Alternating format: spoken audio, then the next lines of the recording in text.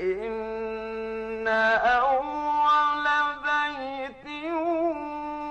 وضع للناس للذي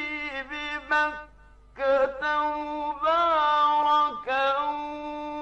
وهدى للعالمين فيه آيات بينات مقام إبراهيم ومن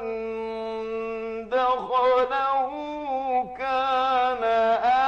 آمنا ولله